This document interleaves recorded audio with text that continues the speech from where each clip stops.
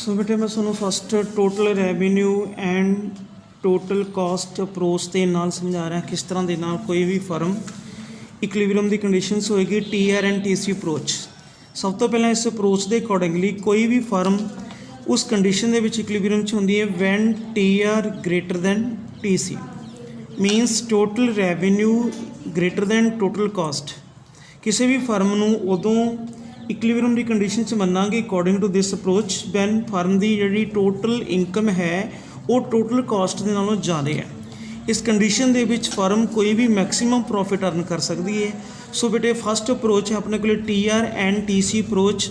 इस अप्रोच के नाल मैं तुहानूं डायग्राम बना के समझाऊँगा कोई फर्म किस तरह के नाल इक्विलिब्रियम की कंडीशन च आएगी, किस तरह के नाल मैक्सीमम जी प्रॉफिट है वो अर्न करेगी।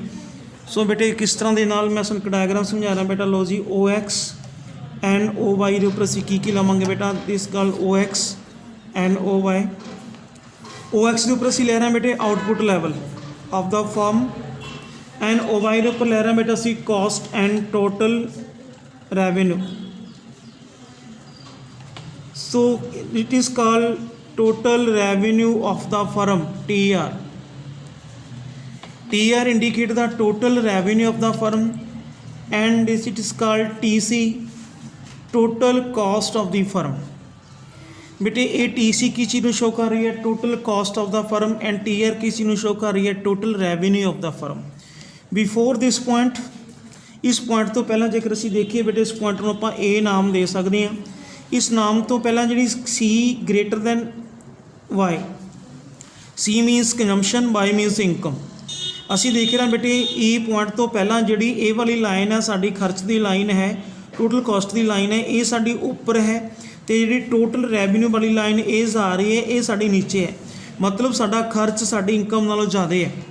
इस मीनस किसी भी फर्म की जी कॉस्ट है वो ज़्यादा है, जी इनकम है बेटे घट है। मीनस जी C वाली लाइन की चीज़ शो कर रही है टोटल कॉस्ट नूं ते TR वाली लाइन की चीज़ शो कर रही है total income of the firm. A point तो पहला तुसीं की देख रहे हो जी कॉस्ट वाली लाइन वो उपर जा रही है तो इनकम वाली लाइन नीचे हो रही है।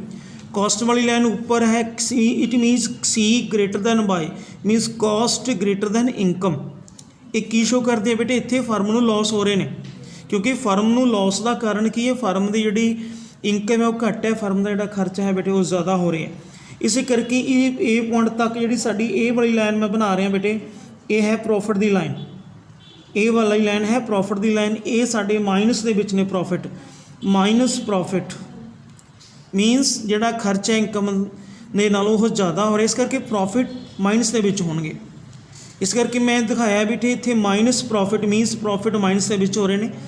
आफ्टर ए पॉइंट तो बाद बेटा B पॉइंट तक फर्म की कॉस्ट वाली लाइन नीचे हो जाती है, उन्होंने वाली कॉस्ट वाली लाइन नीचे है बेटा, इनकम वाली लाइन ऊपर चलेगी।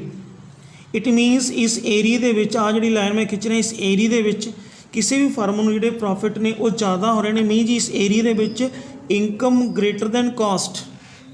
इस एरिए दे विच असीं की देख रहे हैं फर्म नूं इनकम ज़्यादा हो रही है, कॉस्ट घट आ रही है। बल्कि इस एरिए दे विच फर्म कमाई ज़्यादा कर रही है, खर्च घट हो रहा है। इस करके जोड़े फर्म के प्रॉफिट ने बेटा ये प्रॉफिट वाली लाइन ऊपर चली जाती है। इस पॉइंट पर जाके जी प्रॉफिट ने ऊपर चले गए, प्रॉफिट एकदम बेटा डाउन आएंगे। इस पॉइंट पर जाके साढ़े प्रॉफिट फिर जीरो हो जाते हैं। इस पॉइंट पर आके प्रॉफिट जीरो हो गए क्योंकि इस पॉइंट तो बाद कॉस्ट वाली लाइन फिर ऊपर चलेगी तो इनकम वाली लाइन है बेटे वो नीचे रह गई। इस पॉइंट के उपर जाके साडा सपोज करो इस पॉइंट का नाम देने सी बी पॉइंट तो नीचे A पॉइंट तो ऊपर आ वाला एरिया जोड़ा बेटे मैं एक ड्रॉ कर रहे हैं। इस वाले एरिए के विच किसी भी फर्म को मैक्सीमम प्रॉफिट हो रहे हैं क्योंकि इस वाले एरिए के विच फर्म की total cost less than total revenue.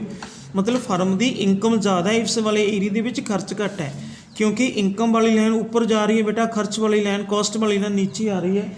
It मीनस income of the firm is greater than cost. So this line is indicate the profit of the firm.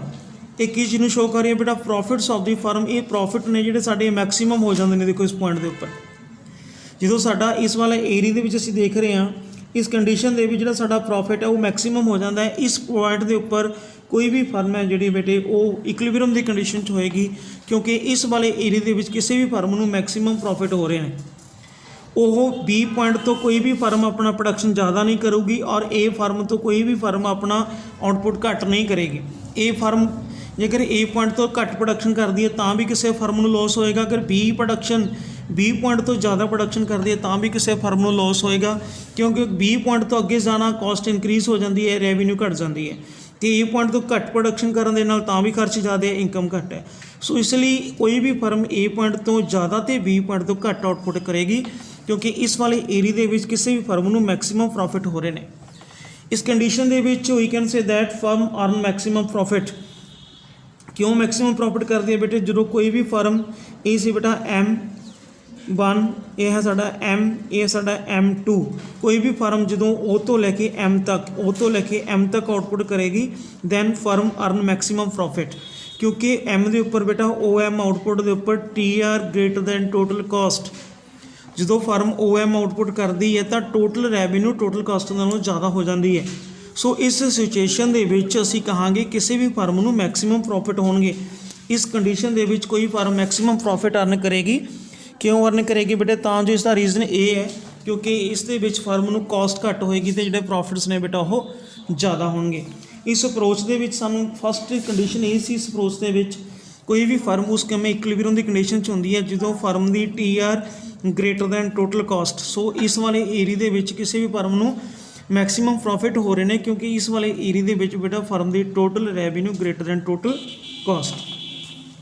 ਤੁਸੀਂ ਇੱਕ ਇਹਦੇ ਵਿੱਚ ਡਾਇਗਰਾਮ ਦੇ ਵਿੱਚ ਦੇਖ ਰਹੇ ਹੋ ਬੇਟਾ, ਇਸ ਪੁਆਇੰਟ ਨੂੰ ਬ੍ਰੇਕ ਇਵਨ ਪੁਆਇੰਟ ਦਾ ਨਾਮ ਦਿੱਤਾ ਜਾ ਰਿਹਾ, ਇਹਨੂੰ ਬ੍ਰੇਕ ਇਵਨ ਪੁਆਇੰਟ ਦਾ ਨਾਮ ਦਿੱਤਾ ਜਾ ਰਿਹਾ। ਸੋ ਬ੍ਰੇਕ ਇਵਨ ਪੁਆਇੰਟ ਯਾਦ ਰੱਖਣਾ ਉਹ ਹੁੰਦਾ ਹੈ, ਇਹ ਸ਼ਾਰਟ ਨੋਟ ਵੀ ਐਗਜ਼ਾਮ ਦੇ ਵਿੱਚ ਆ ਜਾਂਦਾ ਬੇਟਾ। ਬ੍ਰੇਕ ਇਵਨ ਪੁਆਇੰਟ ਉਹ ਹੁੰਦਾ ਜਿੱਥੇ total revenue is equal to total cost. So break even point ਉਹ ਮੰਨਿਆ ਜਾਂਦਾ ਬੇਟਾ ਜਦੋਂ ਤੁਹਾਡੀ ਟੋਟਲ ਰੈਵਨਿਊ ਅਤੇ ਟੋਟਲ ਕਾਸਟ ਤੁਹਾਡੀ ਇਕੁਅਲ ਹੋਏਗੀ।